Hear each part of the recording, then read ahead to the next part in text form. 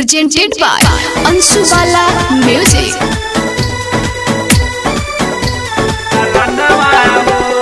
DJ Vikas Liga Sitamarhi.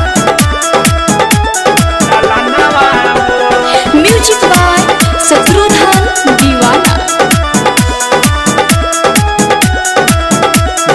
मानी ना हमारा सैया असु करब छठ के पूजैया।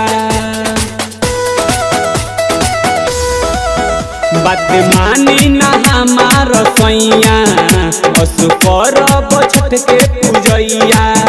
जनी बाहरा कमाई रउआ घर चली आई, जनी बाहरा कमाई रउआ घर चली आई। बड़ा दुख बसा जानवा हो, सुनसान लागता अंगनवा हो।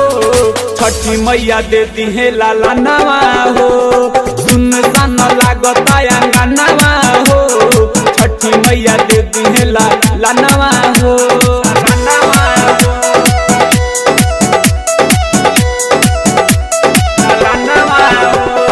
DJ Vikas presented by Anshu Bala Music. सब पर गोदी भरेली छठी माई, खिल जाई फूल जवन बाटे मुरझाई। लागल बलाल सा पूरा दी है मनसा, खुशी से अंगना में कोसी भराई। सब कर गोदी भरेली छठी माई, खिल जाई फूल जवन बाटे मुरझाई।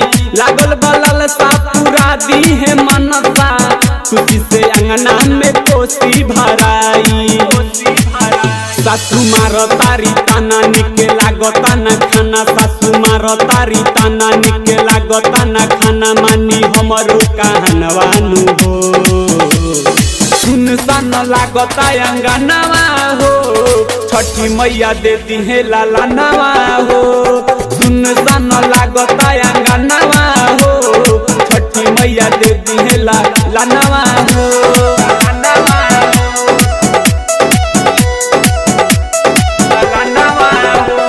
DJ Vikas Liga Sitamarhi. बात ना हमारा से करे गोतिनिया, पहले दूर हमसे रहे बझनिया।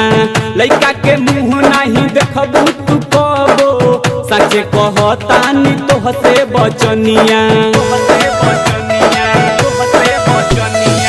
बात ना हमारा से करे ले गोतिनिया, पहले दूर हमसे रहे बझनिया। लइका के मुँह नहीं देखबू तू कबो, सचे कहतानी तोहसे बचनिया। सुन टाइगर सुजीत बात मानो ए रोहित, सुन रोशन सुजीत बात मानो ए रोहित। हमके चाही ना खजानवा हो, सुनसान लागता अंगनवा हो। छठी मैया देती है लाला नवा हो, सुनसान लागता अंगनवा हो। छठी मैया देती है लाला नवा हो। Apple Recording Studio, Adapur.